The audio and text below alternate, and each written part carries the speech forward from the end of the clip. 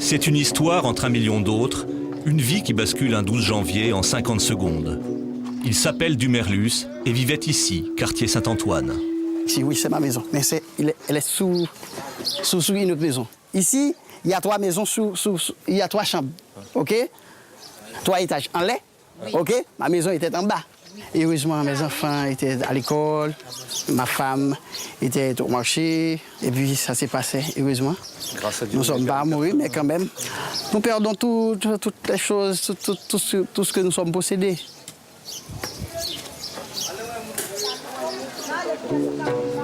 Comme beaucoup, Dumerlus survit d'abord dans la rue, avec sa famille. Quelques semaines peu convaincantes en province, il revient.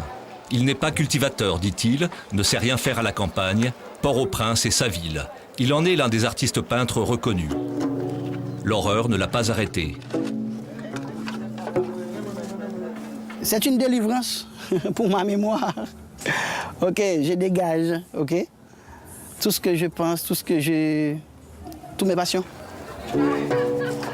Des mécènes ont offert à la famille une tente qu'on a pu installer près de la maison détruite, non sans mal car l'espace est rare. Elle est à la fois logement familial et atelier. L'un des 4 enfants de Dumerlus est son élève. Leur peinture porte la marque du chaos. La société est dégradée et toutes les personnes sont aux abois. Il n'y a pas de la nourriture, il n'y a pas de la maison, il n'y a pas de... Pour survivre. À quelques centaines de mètres du campement des Dumerlus, une distribution alimentaire. Obtient sa ration qui peut.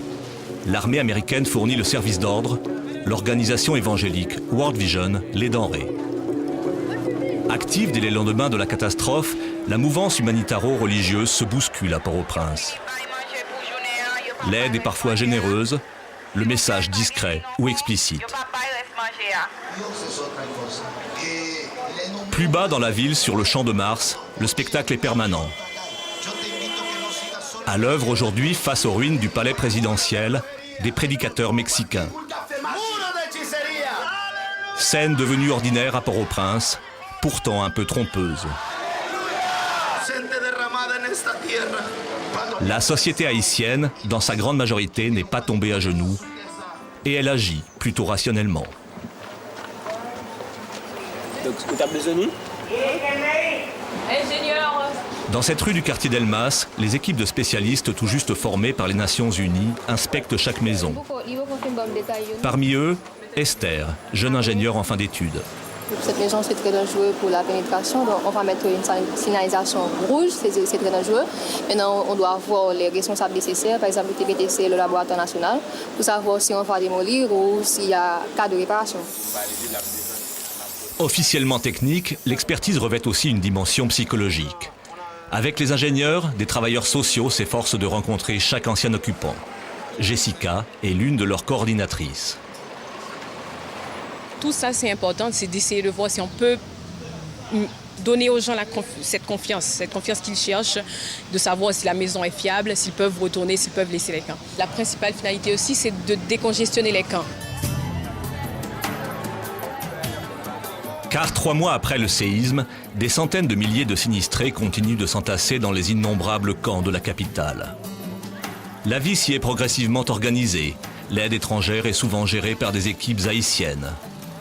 Sur les hauteurs de Pétionville, Bistrou abrite près de 10 000 personnes. Sur le bord ici, sur le côté là-bas, sur les prochaines... Mathieu est l'un des ingénieurs de l'association française Solidarité, spécialisée en distribution d'eau et latrines. Financement de l'Union européenne, principal bailleur de fonds avec les États-Unis. Voilà. Sur tous les sites où on travaille avec les communautés, les comités locaux. Donc là, c'est déjà la communauté haïtienne. C'est sûr que l'État, je dirais, à proprement parler, a été fortement touché. Reste que la communauté, même si elle était touchée également, se restructure très rapidement. Juste éviter catastrophe. Animateur avant le séisme d'un mouvement local de jeunesse, Aurélus est devenu l'un des responsables du camp. Il est nécessaire de commencer à réfléchir à ce que nous pouvons faire comme prévention contre les pluies pour éviter la catastrophe. Pour éviter catastrophe, disons. À Bistrou, comme désormais dans la plupart des camps, un comité de coordination s'est constitué à la manière d'un conseil municipal. Organisme de gestion quotidienne, il est aussi la voix des habitants. Encore maintenant, nous continuons à subir des secousses. Et il nous faut vraiment des abris provisoires. Quand je dis des abris provisoires, je ne parle pas des bâches parce que nous savons bien que cela ne suffit pas. Nous parlons d'abris avec de la tôle et du bois pour pouvoir affronter les prochains cyclones. Au moins être un peu protégés. Délai trop court, manque de terrain, le relogement des sinistrés dans un habitat transitoire en dur n'a pour l'essentiel pas vraiment commencé. La reconstruction proprement dite de la ville, a fortiori, reste encore bien lointaine et un peu abstraite. En dépit des discours et d'une aide internationale impressionnante en termes comptables, les Haïtiens le savent, le provisoire va durer longtemps.